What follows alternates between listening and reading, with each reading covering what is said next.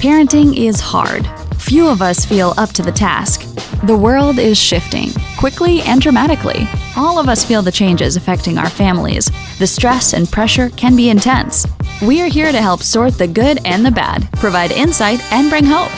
Welcome to Brilliantly Brave Parenting. We're so glad you stopped by. Hi, I'm Pastor Brad Mathias. I want to welcome you to Brilliantly Brave Parenting. I'm here with my co-host and confidant, Robert Beeson. Hi, Brad.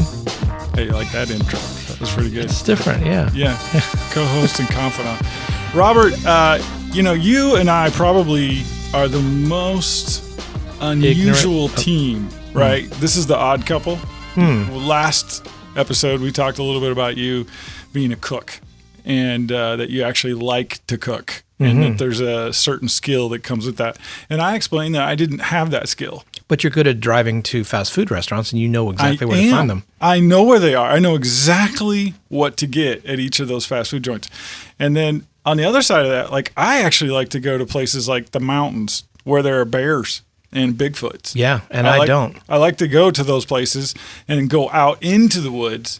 And I do too, if there's room service. No, you don't. Yeah. No. Yeah. So there's definitely this sort of different perspective that we each lend to the role of parenting, right? You have your perspective. It's very refined, very cultured, very elegant. I have a different perspective. Mine's a little bit more, out in the woods, a little bit, unshaven, that kind of stuff. Yeah. Yeah. We have a guest today that goes back, I think, 20 years. I'm racking my brain, but I think I've known this guy for almost 20 years. Isn't it scary how many people, just how far back we go with people, and then you realize it seems like yesterday. Right. But then you realize, but crap, it's been 20 years.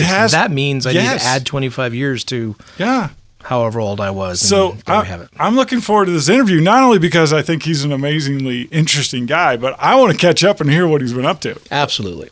So without a lot of further discussion, I want to introduce to you Christafari frontman, founder, pastor, and parent, Mark Mohr. Welcome to Brilliantly Brave. Hey, man. Thanks, man. It's great to be here. And talk about a blast from the past. Wow. Mark and I go way back. After I was in chiropractic medicine for a decade, I got saved in my early 30s. And one of my first assignments, sort of, kingdom assignments, if you will, was helping out a company that was a big distribution group. And their name was Butterfly Group.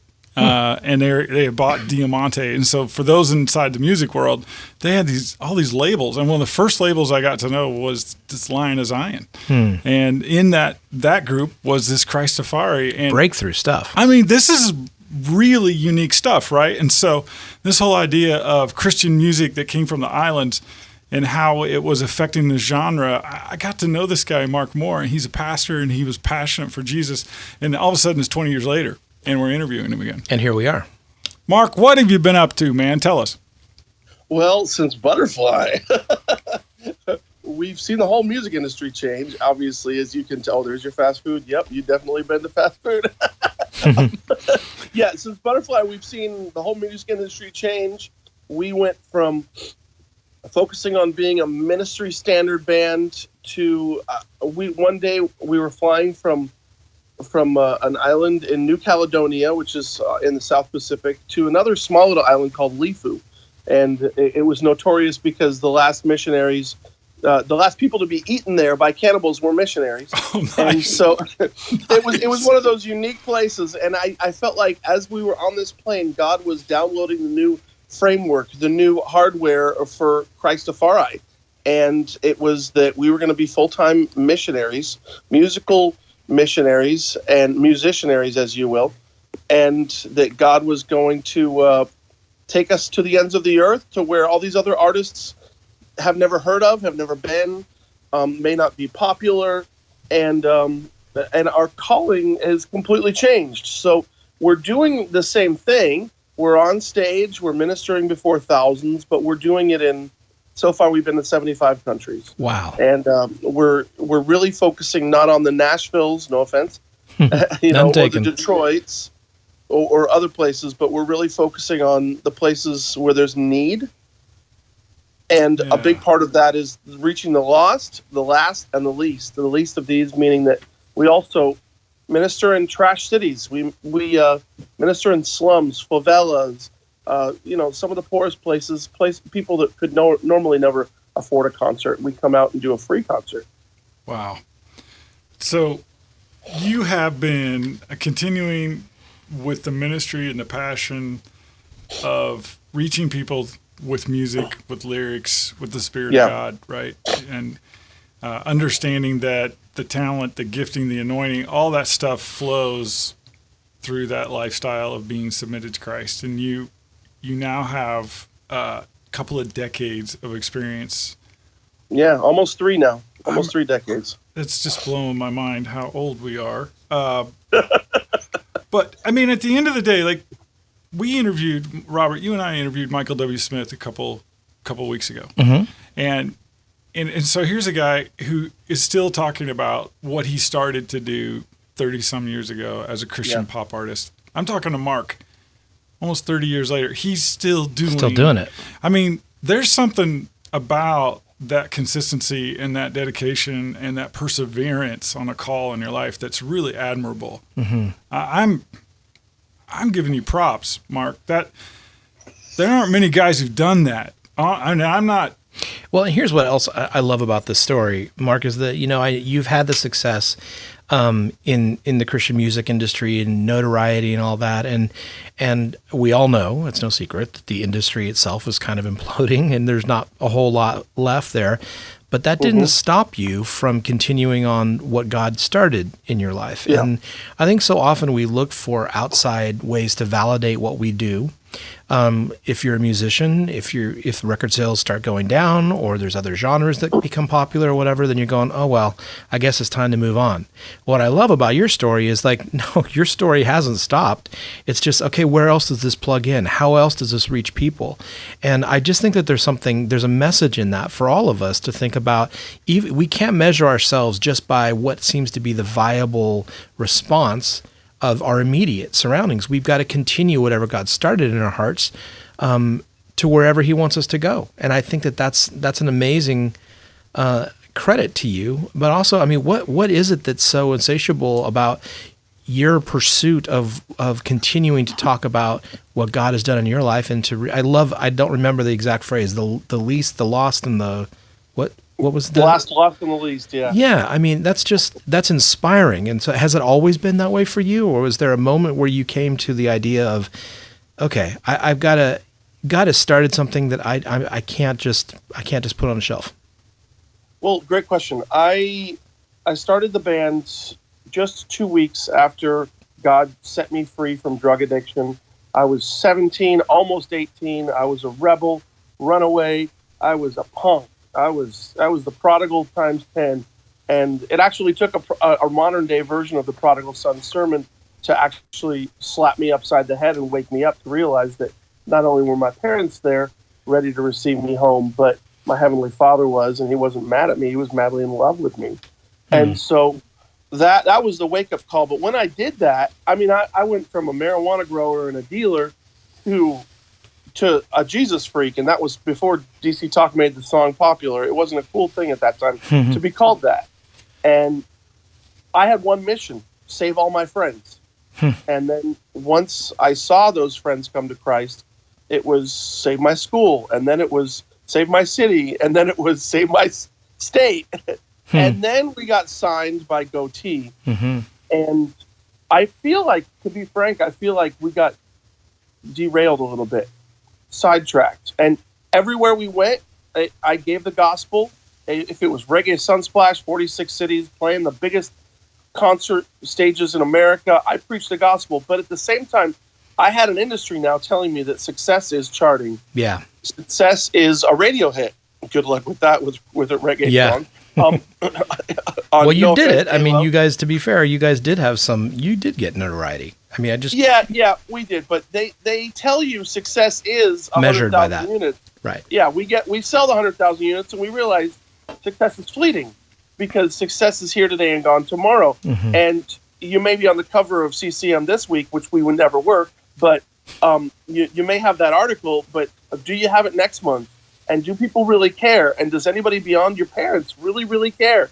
And it got me searching. It got me really, I feel like God eventually kind of course corrected us back to, Mark, what is true success? And true success is, well done, my good and faithful servant. True success is, wherever your treasure is, there your heart is also. True success is things that are eternal. On this new album, we have a song, wherever your treasure is, there's your heart. And, you know, the first line, I remember what my mom said, not everything that glitters is gold. And it seems like the world is having us chase after something that's fleeting. It's a vapor. It's here today, gone tomorrow. And if we try to get soul satisfaction, well, that's why the most successful people in the world are actually the most empty, the most suicidal, the most depressed, the most taking the most prescription drugs. Right. And because it's never enough. And so what I've been trying to do the last 6 years is try to gauge my success barometer on what Jesus said, well done, my good and faithful servant. And that is, I was hungry, you gave me something to eat. I was thirsty, you gave me something to drink. So, okay, we're now feeding people. Great. At our concerts or before our concerts or in between our concerts, I was in prison and you visited me. Oh, guess what? We're going to start doing prison ministry. And it's awesome. and so on and so forth. And obviously one of those is I was going to hell and you brought me to heaven. Obviously Jesus didn't say that, but right. But when people are searching for what am I called to do? What am I gifted to do in life? What should I do? What's my purpose? As Christians, we can never ignore our two core purposes. Love God, love others, and we can't show that we love others without fulfilling the Great Commission and trying to bring them to Jesus. I love that. And so with all this passion that you have for reaching the world and reaching out to those that are hurting and that are in need of a Savior, whether they be in prison or they be hungry or, wherever they are in a suburb, how do you balance family life with all that? Because, we're called to, and I think the reason I'm asking is that a lot of people in ministry, that's one of the casualties, is that we feel so, given to what we're called to, is that our families take kind of second fiddle. And how do you balance that? Because you obviously have a big vision for the platform of what God has called you to do. Yeah, and having been doing this for 29 years now, I've definitely seen, I'm going to tell you some things that I've probably never said in an interview. Like, we had 2 guitarists in a row come home from a long tour only to find their wife with the next door neighbor. And let's just say they weren't cooking. It was tough. And so that made me say, okay, well, they can't be married. Well, what happens when they get married? You kick them out of the band. That's not encouraging. So what we would do is when the wife was called to be a part, we would bring the wife in, and she would always go. But then we realized that's also a challenge because that person may not necessarily be called to this, and so we've definitely had a lot of learning lessons over the years. What I did was, first and foremost, I married somebody that shares the same passions, the same calling, the same giftings, similar giftings. My wife sings and plays bass in the band, and was raised to do this for a living by her dad, who did what I do. So that was just God really blessing us. And I one piece of advice I would say to those who are single is do what you're called to do. The right person will come alongside you. Somebody else said, run the race, and if you can find somebody who's at your pace, introduce yourself. Nice. I like that quote. Run the race, and if you can find someone at your pace, introduce yourself. Yeah. Oh, that's good. So ultimately, we got married, Avion and I, and here's another piece of advice I would tell anybody. I know you want to have kids immediately, but wait as long as you can, because that you will never have that you two time, not the band you two, but the two of you together, alone, courting. It's just the two of us. You'll never have that time the same way again. and so seize that, enjoy that. And we Wait, did that. Wait, no, I'm jumping in, man. No. So what you're saying is that you should put your relationship with your wife above your kids? Is that what I just heard? Well, I'm saying that's so countercultural, you Christian crazy man. I I'm love saying- that. Keep preaching, I'm brother. saying, first of all, before your kids, I tell people, you know what, you can pop one out anytime, Lord willing. And you know what, Abby and I, it took us an extra 5 years after we decided to have a kid, and so that was even more blessing. We were just like, this is us. We were really happy, and then boom, we got a kid. Okay, so now here's my advice that is very unorthodox. Somebody said to me to basically either you adjust your entire life to your kid, or they adjust theirs to you. And we decided, okay, we're going to continue to tour until we can't anymore, which means that our daughter was on the road for quite a few months while we were pregnant. So she was used to the moving, the traveling, the this, the that. Next thing, second the kid pops out, of course, I'm doting on her. I'm singing songs to her. I'm loving on her. She's smiling. It is life-changing. I said within 3 days, I said, Avion, you and I are going out on a date. And this is like pretty serious considering that my wife had a C-section. So it wasn't easy for her to move. But we went out to a movie without our kid, with somebody else freaking out because they didn't know how to cut open the nipple on the bottle and is the milk the right temperature? And it wasn't easy for that person. It wasn't easy for our daughter. But I wanted to keep the status quo, continue to date my wife despite this kid. Do you realize, Robert, how similar he's saying it in his Christafari way, but he's saying the same thing Michael W. Smith said. Yeah. He's like, my wife is the queen. She is the first lady of my house. We made a pact to never be apart for more 2 weeks. These marriages, these ministry careers that last, there's something that I'm seeing as a thread. Like they have prioritized the marriage. They've established a foundation that is non-negotiable. How countercultural. Our culture tells us that you got to chase your kids forever. Like they got to be in everything and do everything, and you got to. No. Yeah. Keep going, Mark. I just interrupted with that little editorial. So the next thing we did is within 5 days we took our daughter out to go to our favorite restaurant, and everybody thought we were crazy. I was like, you know what? We love to eat out at this Greek restaurant. We're going to do it. As insane as this is, we're going to charge it. We took our daughter to our favorite beach. We were like, you know what? We're going to keep the normal mode of operations because it seems like everything comes to a screeching halt when you have a kid.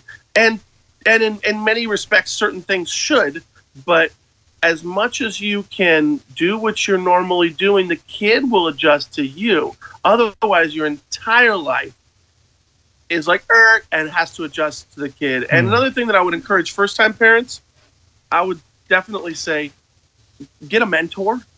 Find like with Alcoholics Anonymous, you have a sponsor. Get a sponsor that has some years on you. What a great idea! And ask them, hey, is the wet wipe warmer really necessary? Do I need a diaper changing table in every single room in the house? Do I have to have a diaper genie? Do I have to have this little thing that rocks the baby and all these different things? And you ask yourself that, and you ask somebody else that. And see, the society will say you need this. Anybody who's had more than one kid knows one thing. You don't need that stuff. You change the kid on the bed. You change the kid on the dinner table. It doesn't matter. Wherever. You change them on the hood of a car. But I've done that. You know what I mean? It's so true. And so there's a lot of things that the American dream says you need and you need to do that you really it's good if you and if the person who sponsors you or that you can kind of hang out with here and there and ask questions to, if that's somebody who's parenting you actually admire, that's really a good thing. You're bringing up a great point that this isn't not necessarily the topic of parenting, but what you're talking about is kind of cross-generational like influence.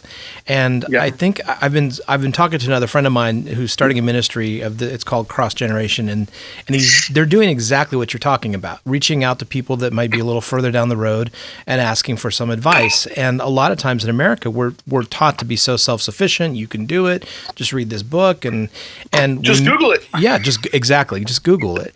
And we're missing like sharing the road with people. And here's the other thing. It's reciprocal. So if you're reaching out, asking for, you call it a sponsor, whatever you want to call it, someone to have influence. If you honor someone to the extent of saying, hey, you've been down this road, would you mind if I called on you? You're not burdening them. You're actually honoring them. And there's something that happens when one generation reaches out to another generation that's a little further down the road and says, I'm blessed because I know you and you've been here before. Would you mind just giving me your influence or influencing my life? And we don't, as a society, reach out enough and ask for support. And so I love what you're saying. And it's simple, but it's kind of revolutionary when you're actually identifying deliberately someone and allowing them to speak into your life. I think that's very biblical, and it's an incredibly simple but really impactful way to take steps in life, and don't get the baby wipe warmer if it's not needed. I mean, but you wouldn't know that based on what culture says. I mean, we can look back. It's been, my youngest is 21. My oldest is 26. Like, I can look back and go, all the fears, all the uncertainties, can I do this? Am I going to do it right? All these little details that we've really fixated over. Can't think of any of them now. Right. Not one of those is a mountain that it felt like at the time. Until someone brings it up. Yeah. And you're like, oh, and then wow. You're like, oh, yeah, I remember we really struggled about whether or not to sleep on his stomach or his side, you know, and whether they should have a pillow in there or not, and if a blanket was a danger, and whether the nook was a good idea or their teeth would rot, I mean, all this stuff that, you don't know, but you want them to suck on something because they're screaming when they're not sucking on something. I mean, there's all these different things that you go through as a parent. But looking back, the thing that really mattered is the actual relationship, the time that I spent. And I realized that love is spelled Time. Oh. Hey, you took my next one. I didn't know that. Okay, so Holy Spirit, it's obviously a thread, right? I mean, you can't. What does that spell? Well, it spells love. I'm just kidding. No, love is spelled Love. That's what I thought. I was just show it by Tim. Yes, absolutely. No, I think you're exactly right. The most important thing that you can say every single week is that when it comes to parenting, we pay attention to the things that we care about, the things that we love. We ignore, we put off, we push away the things that don't take first priority in our lives.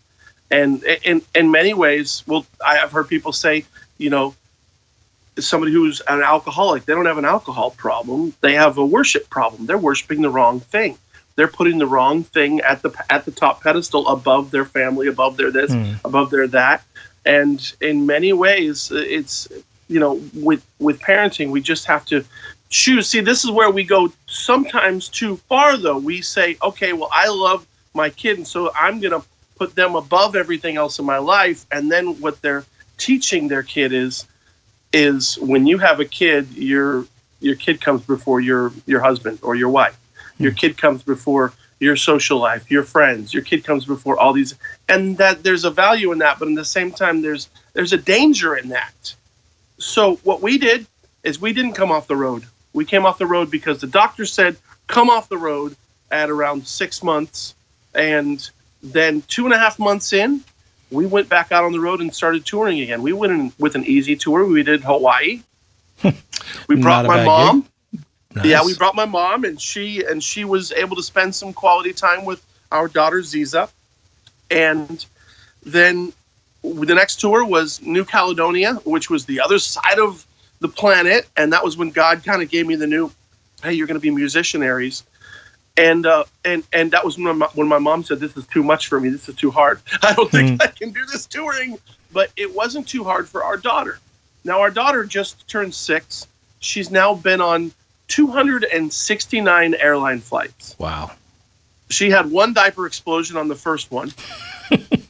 I think she cried on the second one because her ears were popping. Mm-hmm. But after that, she's like a flight attendant now. She's really gotten used to it, and it shows me that kids are resilient. They can adapt to anything. Yeah. Now, and in our case, we're showing our kid. I mean, okay, I'm gonna. I was talking to Greg Laurie's son. I don't know if you know who Greg Laurie is. Probably the most prominent evangelist in America right now, at least on the West Coast. And I was talking to him, what's it like having your dad being like, another Billy Graham? And he said, it's great. How was it as a kid? Because he rebelled. And he said, well, I said, what was your favorite moments? He said, when I got to go with my dad, when I got to travel with him to Washington or to New York. What was the toughest time? When he left me behind. So I gleaned from that. And I said, we're never leaving her behind. One trip, Haiti, it was too rough. We left her behind. But besides that, she's been to, all over the nation and all over the world.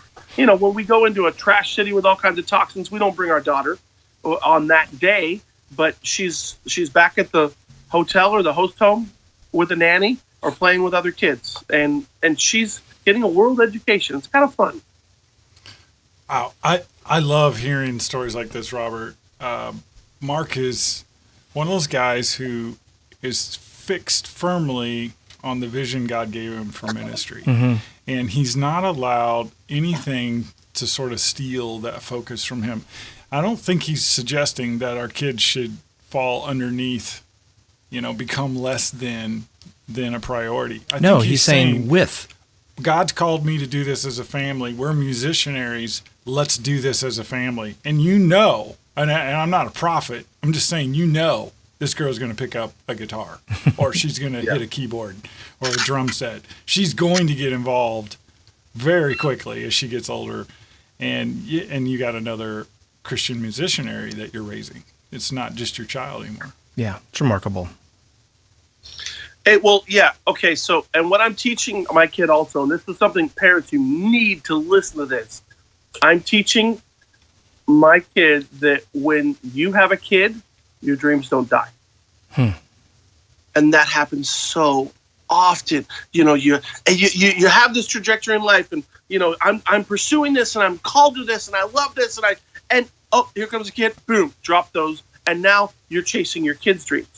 And then that's why these parents are so frustrated, because they're trying to live out those things that they dropped for their kid, through their kid, and I'm showing them that I'm showing our daughter that your wife doesn't change your mission and your calling, your kid doesn't change your mission, your calling. When your mission and your calling are for God, and hopefully I'm teaching her to continue to pursue her passions and her dreams and her giftings, and that when it's really done right, two people are make each other stronger. They don't rip each other apart or derail each other. Yeah, that's awesome. It kind of is full circle in our interview, and we're running out of time. But I wrote down the quote at the very beginning. You said, "Run the race, and if you find someone running at your pace, introduce yourself." And it sounds like you and your wife are still running in the same pace, and you've invited your daughter on the pilgrimage that you began 20 years ago. We're now chasing her. She's running past us sometimes. Wow, 269 flights, man. That's a lot of flights. She's gonna have some miles. She's gonna have some serious miles when she grows up. Well, Mark, how would our audience find you if they want to check out some Christian reggae, want to find out what it's like to be involved with Christafari and the ministry and the tours you do, and you're reaching the lost, the last, and the least out there? How would they find you online? Well, they would just go to Christafari.com. It's spelled Christ, ChristAfari. Or if you can't spell that, just search Gospel Reggae. You'll see us. We have a website. That website can give you a link to our music videos. We have videos up all over YouTube, probably about 60 music videos now. We film a video everywhere we go. You can see our daughter Ziza dancing in them, nice. And she's just a natural performer already. And then beyond that, I would encourage you, if you believe in what we're doing as being full-time missionaries. We don't have a label. We don't have a major church that is funding us. We have partners who believe in what we're doing and who believe that what we're doing is valid. Since January 1st of this year, we've had the privilege, glory to God, not to us, to see 104,000 decisions for Christ. Wow. In probably 8 countries we visited so far. God is really doing something, but we can't do it without your help. How can they go unless they're sent? So I would encourage you, if you believe in what we're doing, if you want to see me continue to be able to provide for my family as we are on the road, just go to Christafari.com and there's a button that says donate, and that'd be a great way. The biggest thing we're praying for is monthly partners to help keep us going to on a mission trip every single month. About 2 weeks out of every month, we're somewhere in the world on every continent every year. That's amazing. And the longevity of that and God's faithfulness, I have no doubt you'll still be doing this next time we talk. Amen. So for those who are listening, your parents out there, I think some really cool takeaways is the reality that your ministry doesn't end when you start raising kids in your home, that it can actually grow and continue. Mark, you've been a wonderful example and encouragement. I appreciate your friendship over this long time. I haven't talked to you in decades, but it seems like we just talked yesterday because it sounds like the same guy I remember. Amen. That's awesome. Amen. Same thing with you. That's awesome, bro. Well, to our guests and regular listeners, thanks for stopping by. And this has been Mark Mohr with Christafari. Be encouraged, parents. You are not alone. In Paul's letter to his son in the faith, Timothy, he writes, "But I am not ashamed, for I know whom I have believed, and I am convinced that he is able to guard until that day what has been entrusted to me." Brilliantly Brave Parenting wants to be an encouragement and support that parents can rely on. Would you consider liking us and sharing us with a friend? As a part of the Tween Gospel Alliance, we are a nonprofit organization dependent on the support of friends like you. Thanks for stopping by. We'll be right here next week.